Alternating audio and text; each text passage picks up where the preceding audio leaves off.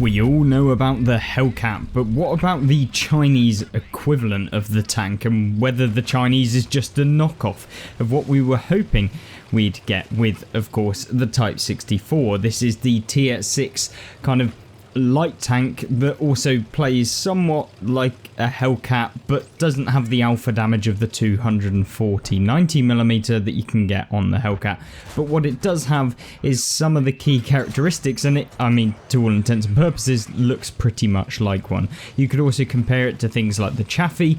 Ultimately, it is a light tank, but plays somewhat like a hybrid between a tank destroyer and the light tank. Primarily playing as a light tank, you should be trying to get vision out there. The view range of this vehicle is amazing, and considering that this is only like 2,000 gold, I think it was actually one of the best purchases I've made myself, and primarily just from the season pass gold that you receive from various different key cards. So that's kind of how I get my gold. I never really actually spend any. So what you see here is what this tank can do really well. That is the camo. The camo, the view range, make this tank perfect for people that know about camouflage and concealment and how you can take advantage of it so that you don't end up sucking. Because ultimately, if you don't really know your kind of way around a tank that doesn't have camo, that you can't, well, you cannot rely on any armor within this vehicle, then you probably aren't going to do very well, because there's nothing to really suggest that this tank is innately overpowered or anything like that. So you definitely are not one of the strongest contenders when it comes into just being easy to play. But what it does offer you, for those that want to take on the challenge, and in fact I really implore you to take on the challenge, as this A43 with maybe a couple of brain cells decides that he's going to YOLO into me, which then pushes me out of the bush, which then ruins my camo factor, and also because I'm moving it reduces my camo even more. And so yeah, thank you very much A43, but don't worry, he gets taken out anyway, so we'll be very, very glad when that happens. As much as that is pretty toxic, it's true, like, what are you doing? Either way, what we do from this point is recover. Luckily we don't take any hits, because I would have been super triggered if that was the case, but we could have quite easily.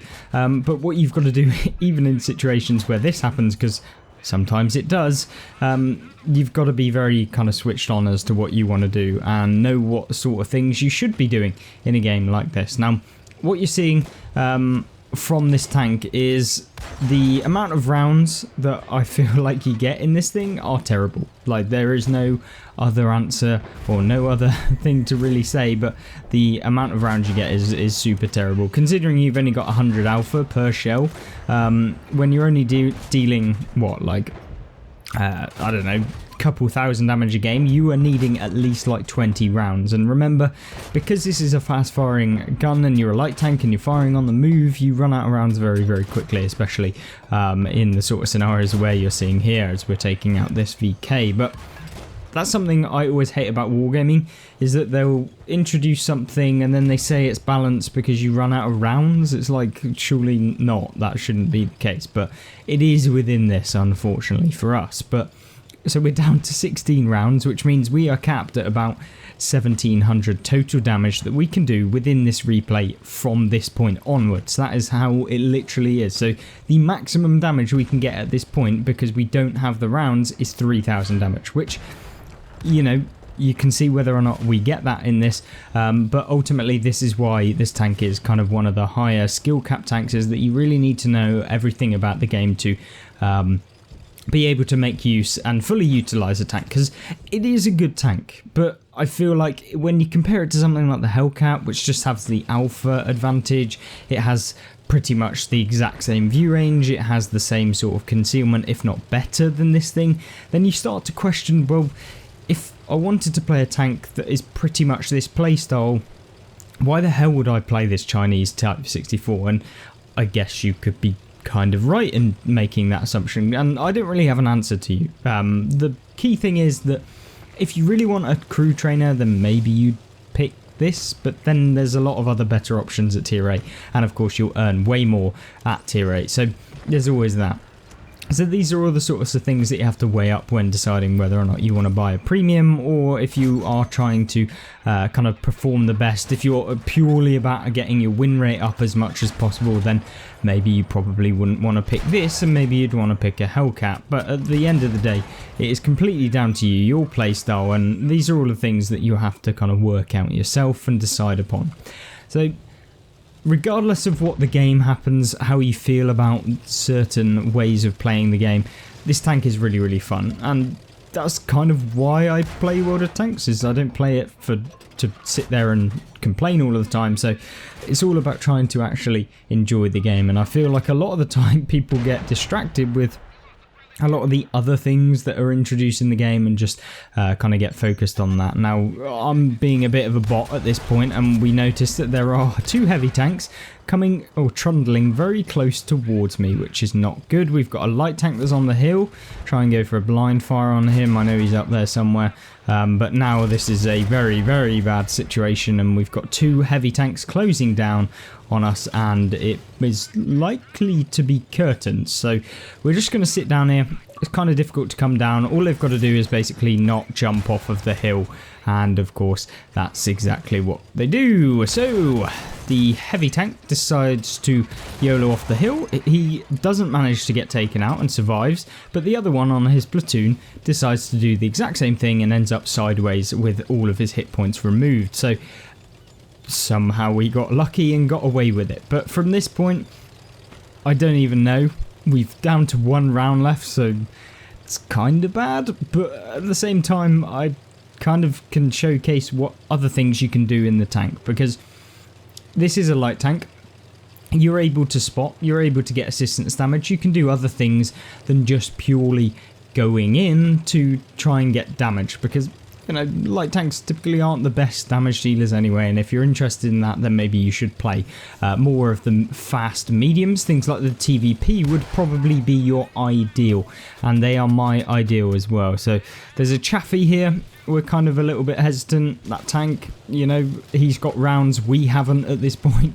So yeah, we've got to be careful. And I also know that, you know, since I'm in the game, there's only 1 enemy tank left, so if that Chaffee somehow magically gets to one of our teammates and starts pumping them, then we can at least like do something. We can go in, we can try and do something, we can move forward, or we can just act as basically a HP shield. So these are the sorts of situations that no one likes, no one wants to be out of rounds, but if you do find yourself in this situation, then maybe you can get away with it by being a little bit kind of careful with what you're doing and moving around as per. So you can see us now moving down to here. I know that if he comes to us, he's going to have to take a hit or so. So we're not going to worry too much. We've managed to do 2,200 damage, which is fairly decent for a tier 6 light tank.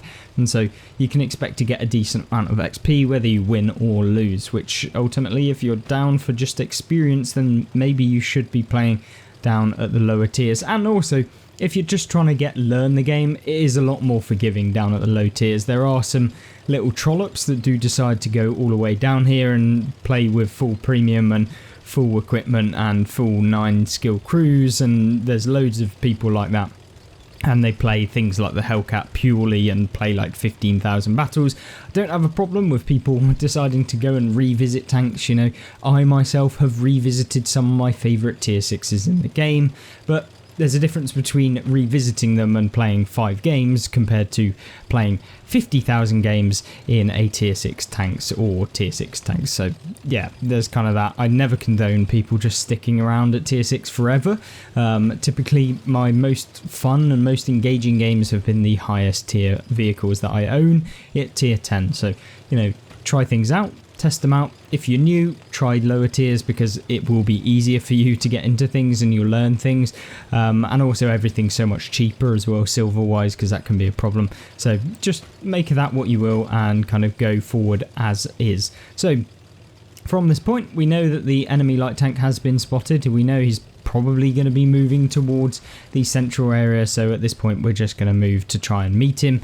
I'm a fairly hefty tank, and if we meet him at 70 kilometers an hour and he's traveling at 70 kilometers an hour, we'll basically take each other out. So fingers crossed we can manage to get a successful ram. I take the kind of low ground and he decides to move forward. So he misses us with that shell. Unfortunately, we only clip him, which is a bit disappointing, but we go off this edge so we can kind of get out of the way, because ultimately we failed in our attempt to try and take him out, and from this point there's not a lot we can do. Our heavy tank is going to be able to take him out if he decides to YOLO. Fingers crossed if that does happen, that will happen. And if not, we can kind of just be a nuisance. He's having to focus on us. We've got a heavy tank moving up from the middle area as well. So, you know, we've got two options, and hopefully we'll just basically win the game from this position. The Chaffee here, I want to show you something that you can kind of do if you're wanting to climb or you're wanting to get out of situation. So what you see me doing here is kind of sideways going along the kind of routes that you can with this vehicle, because you can basically like wiggle your way up some of the slopes. Sometimes you can't just go straight up them. Sometimes you may have to wiggle, and then you can basically get around them in light tanks. It's kind of one of those things that you'll learn, especially if you're kind of used to playing mediums or light tanks. You can basically get to positions and get from positions that are better for you. So we managed to pick up 2,300 damage just under with a bit of assistance, and yeah, we came second in the game to the Absolution, who had a good game, and ultimately that is the Type 64. Let's have a look at another replay before we ended up. Now then, this is Siegfried Line, and one of the kind of maps that got revamped and re-released back into World of Tanks maybe a couple months ago, and with that I really enjoy it. It's one of my kind of favourite maps that has been released in the last probably year. There haven't been too many of them. Hint hint, Wargaming, maybe you should actually develop some more maps at this point, but regardless, it is back in the game and I really do enjoy it, especially if you play medium or light tanks. These are perfect, as well as, I mean, to be honest, every single tank class on this map has a role that it can play, and that's the type of maps that I typically enjoy, because you can play any tank that you want to. You are not limited by the map that you get as to, you know, whether or not you can have a good game, because you should never really jump into a battle and feel, oh, I've got Himmelsdorf in an artillery and so my game is ruined. Equally, you don't want to be jumping into, I don't know, a light tank and you end up playing Himmelsdorf as well. You know, there's loads of different kind of classes that just don't suit certain maps. Similarly, if you've got a massive open field like in Prokhorovka, you probably don't want to be playing a heavy tank, and that's where I feel like most of the time these maps kind of, and the kind of fun that you can have on them really varies, and why I like the maps that you can basically play any tank at any class, and so yeah, that's kind of what I'm after. But what you're seeing here, a nice early position. I usually come to this position if I'm playing a medium or I'm playing a light tank, because you can get some early damage on the light tank YOLO wagons that go into the center of the map. I still never understand why people decide to go in the center of the map with light tanks on this. It just doesn't really make sense, at least to me, because you always get spotted, and if you do get spotted you get taken out really quickly, and you can see there the AMD getting taken out very quickly, quick, fast and in a hurry. So without kind of too much information, we now try and go a little bit forward. We're trying to spot anyone. Since the light tank has been removed from the enemy team, I am the only one left, and that means that we can get some nice side shots, although we bounce off of the Minuteman, and of course we bounce off of the T20, which is just about my luck. There is a medium tank over to the right, which I know about, so we've got to be a little bit careful. Don't really want to take any more hits than we need to, but we do need to start doing some damage, otherwise we're not going to do any within this replay. So find ourselves up against an Absolution here, who's kind of sat out in the open, and we actually managed to find the lower plate of the Absolution, which is like perfect. The Absolution's lower plate is the weakest point of the vehicle, at least to some degree. There is the turret or cupola that you can hit as well, and for some reason the T20 never actually decided to fire at me, but we definitely take some nice shots into him. The M56 and the Challenger decides he's just going to YOLO, because typical Challenger players, well, some of them anyway, well, just typical World of Tanks players. At this point I realised that for some reason, on one of the very, very few occasions, that my entire team has basically gone in the field, and I have no idea why, especially if you're playing in a heavy tank. Going in the field is one of the probably worse places you can go. And so yeah, we're gonna now retreat back further into the field because I don't want to be the one that gets YOLO'd by 6 or 7 enemy tanks, and then especially when you've only got 500 hit points to play with, and especially not when you've already received 200 hit points of that within this game. So we are literally a one shot to any tier 7s really at this point, who have any nice decent alpha damage. So what can we do in this scenario? Well, it's a bit of damage limitation, I think, at this point, because it's 11 to 6. Typically, you know, even some of the best players will find it a struggle to try and recover from this sort of game. But what we can do is just basically try and go for some damage on the people that are going to be advancing through the central field. If not, just try and spot for our team at the same time. Obviously, having done, like 1,000 damage, I'm not going to complain. We've also managed to pick up a little bit of assistance, nothing too special. But what you're witnessing here is kind of what you can do in this vehicle. It's very, very good when you can get the gun singing, but remember, the gun can't keep singing for very long because, yes, once again, we're down to 17 rounds and you can't be doing pot shots like this. Well, in most light tanks, you probably should, but the Type 64 is not one that typically does well if you do decide to do that. So it's one of my pet peeves about this vehicle. And I'm really hoping that maybe I can suggest it to Wargaming to buff the ammunition capabilities of this vehicle so that people may not actually be limited by the tank's rounds as to whether they can have a brilliant game. So what you can see here, the Brumbar now moving forward, and we put a few rounds into him, just making sure we hit every single round. Got a KV-3 that's pushing forward, and we're putting some rounds into him as well. And we've also then got the KV-3, he's sat in the field. We've got to make sure that we get him, and of course we've got to be careful that we don't do anything too risky at this point.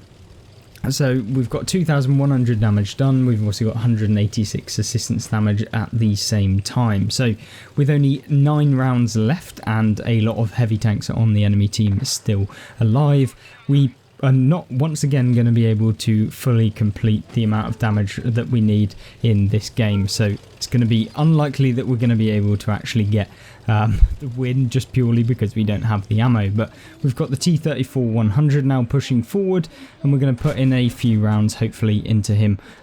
We see that there is of course the line through the bunker. I'm hoping maybe I could get one through, but we don't manage to do that. So yeah, once again, just trying to get as many damaging hits in as possible, but also being very aware that we need to hit as many as possible at the same time. So once again, probably a good tank to actually learn how to be accurate in the game and lead your shots, because lots of rounds going out, and you do have to be very mindful about when you're firing. So it's all kind of stuff that you'll have to make up yourself and decide upon.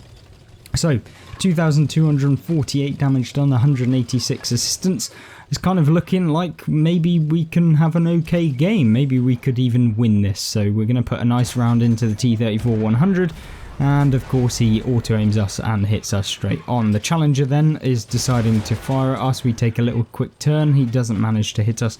There's a little dip down to our left that we can go in, and maybe we can avoid it. We've only got 2 rounds left. It's not looking pretty good. We place a nice round into the M56 Scorpion on the move. Take a little kind of handbrake turn there just to avoid being hit. Challenger comes around the corner, and now we're just out of shells, and it's completely pointless being in the game anyway, so we get taken out by the KV-3. So really kind of annoying end to the game. Would have been nice if I had a little bit more ammo. Maybe I could have helped out this E25 just a little bit more. Hopefully that's everything you need to know about the Type 64. Let me know your opinions if you've played it, or if you think that maybe you'll pick it up given that what you've seen. But to be honest with you, as a recommendation, I'd rather see you pick up the Hellcat for free, because it's just basically a better version, and you can play it with a shorter reload if you want to, or you can use the 90mm at the same time. So thank you very much. I hope you join me in one of the videos on screen right now, and I'll see you there. Goodbye.